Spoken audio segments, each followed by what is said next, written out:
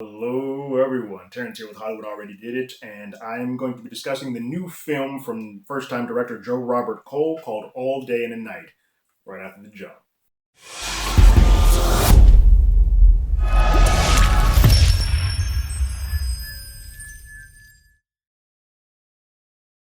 Real quick, if you haven't already, go ahead, like, share, subscribe to the channel, ring that bell below. Anytime we have something, you will be among the first to know about it, all right? So, the movie All Day and a Night is a new Netflix original from Joe Robert Cole, who wrote on both People vs. OJ and Black Panther.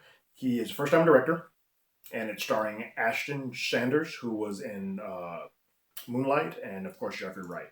It is a poignant look at the ups and downs of male black father and son relationships in an urban city.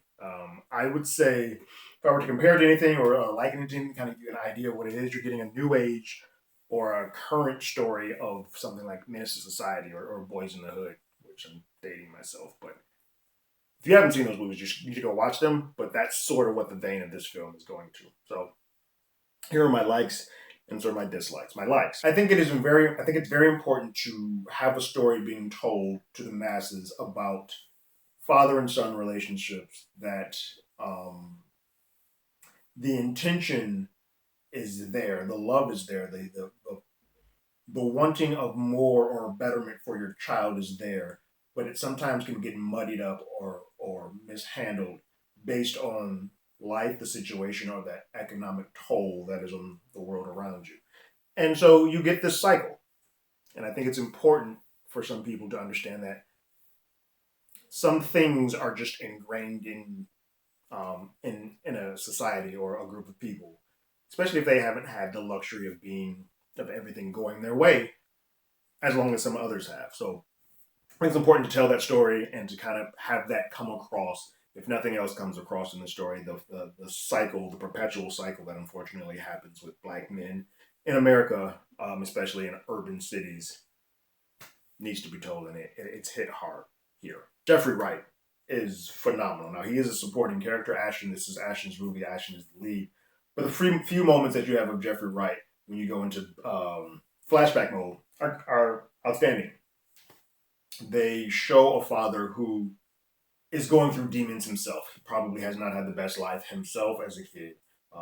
Clearly had a moment, even though it's a brief moment, it should have been longer, a brief moment with his mother or his mother-in-law. Not quite clear on whom that is, but um, where you can see there was love given, but he became the man he is based on the world he is, and unfortunately, only knows how to raise his kid in the best way that he possibly can.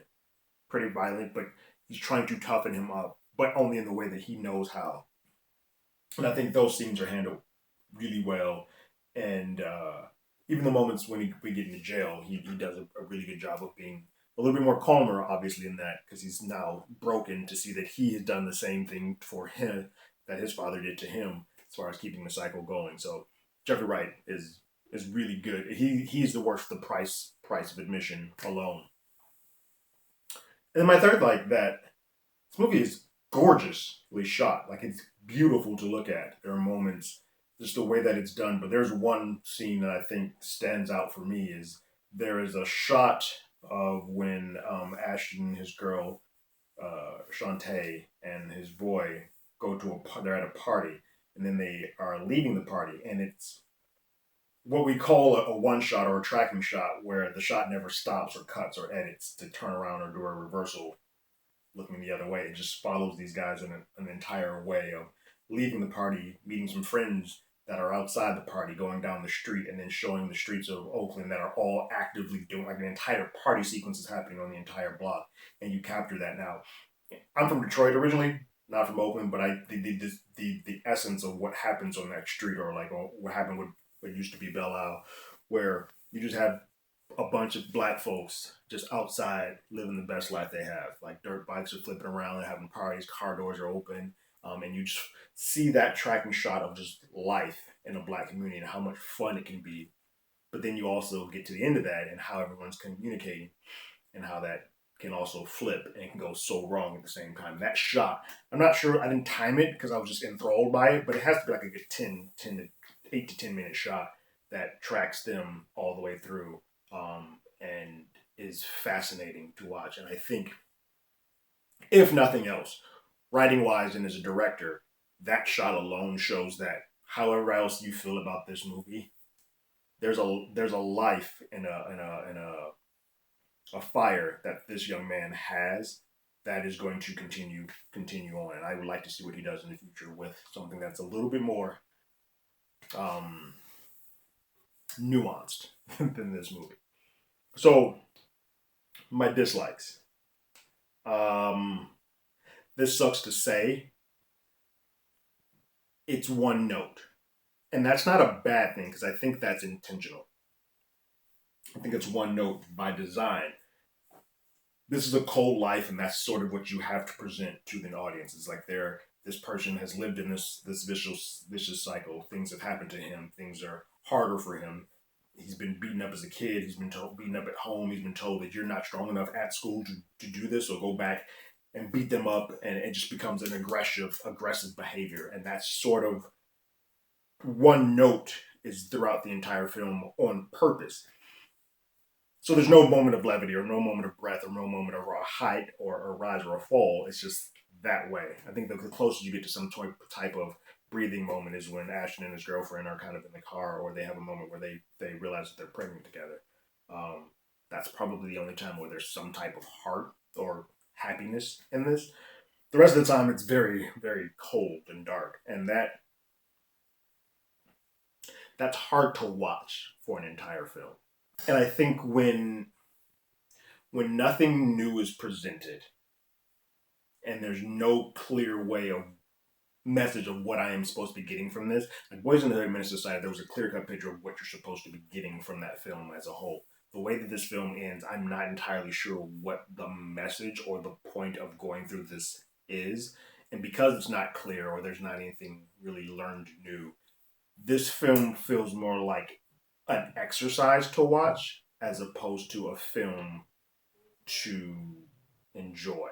And if that makes sense. And and an exercise isn't a bad thing. Like, I think you should watch. It's a thought-provoking film. I just don't know if this isn't a film that I would say you should go watch, or you should go watch because it's entertaining. It's going to tell you something. There's a message to it. Yes, there's a message, but it's just like a lot like watching films that deal with slavery. It's just a hard watch to sit through when nothing is gained one way or the other. Kind of just like, yeah, I don't know what that was supposed to do for me. They were hitting their marks. They were acting well. I just don't know if I was supposed to get enjoyment or entertainment or a lesson from that, because none of those marks were knocked off for me. Okay, my other dislike is more of a filming thing. There are three distinct viewpoints into this film. There's the jail sequences in the prison. There are present day, current, adult Ashton's character, Jankor, and then there's the stuff with James, JD, Jeffrey Wright's character, and flashbacks via Ashton's character. Three different things. I'm not going to lie to you. I think the parts of this film that lose me the most is everything that's in prison. I get the conceit of having your son and your father meet in jail, and you could probably have that be the last shot. But there's nothing that happens in that prison scenes that is developed enough or invoking enough to justify spending about 20 to 25 minutes of screen time there.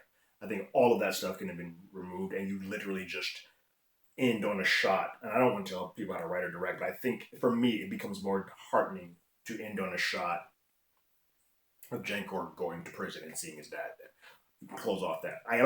All the stuff that happens there is just not, there doesn't raise the needle, even though it's one note, doesn't raise the needle in that one note at all. All the meaty stuff, the good stuff that happens in this is in the adult sequences with Ashton or with Jeffrey Wright. That's where the crux of this film is. And every time we go to the jail stuff, I drop out. Like if we had one of those things where you were measuring the needle, anything that's jail related, I'd clock out, because it's just not. It's been done before, been done better, and just not entertaining in this scenario when the better stuff is the sequences that are in present day or flashback. So all in all, Day and Night is a film that if you're streaming it, sure, you should give it a watch. If this were in theaters, the my suggestion would probably be to wait till you got on to home video. You can watch it in comfort of your own home. I think there's a difference between One Note um, or something like Waves and Last Black Man in San Francisco because you're telling me something different. I didn't learn anything different in this film, so you're just giving me the through line. Now, for me, that isn't that big of a deal or great of a film. For someone outside of the African American community that may need to have that insight to say that some things are cyclical, it might be a good film to watch. I do all in all think that Jeffrey Wright puts on a great. So does Ashton. They both put on great performances. Um, I just don't know. Sort of like I said earlier, I think when you're dealing with films like this, it kind of gets into that slave type of film where you're like, this is just difficult to watch, and because there have been better versions of this story made with like Boys in the Hood or Miss Society or South Central even.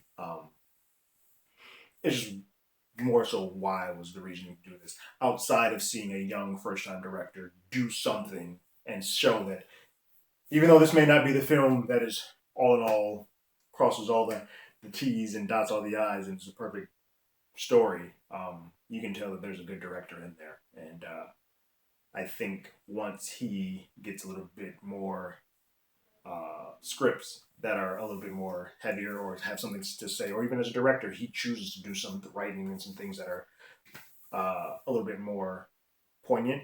I think is going to be one to watch in the future. So those are my thoughts. Curious to hear what you guys have to think. If you've seen it, go ahead and let me know in the comments below. If you haven't, you can hit us up on email at HollywoodAlreadyDidIt@gmail.com or on Twitter at HollywoodADI. We also have a podcast with the same name that is on Google Podcasts, Spotify, Apple Podcasts, anywhere that plays podcasts. We are there.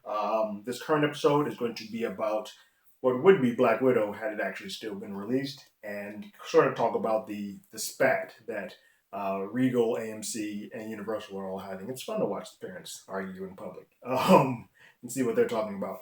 Also, this weekend I've watched Uncorked, the Hollywood miniseries by Ryan Murphy, and then All Day and Night. And I'm also rewatching I'm about 3 more movies left in my Marvel Cinematic Universe rewatch. So I'm curious, what are you guys watching? What should I be watching that I haven't? I am open for ideas, open for suggestions. Give me your content. What are you guys watching? Don't necessarily need to be one that I talk about on here, but I just want to know what is something that I should point my eye towards. Ozarks I've already finished too. I went through that in like 2 days. But if there's something else that I'm missing or I'm not quite, my ear's not there yet, let me know. I'm curious to hear. Until then, until next time, everyone stay safe and be well.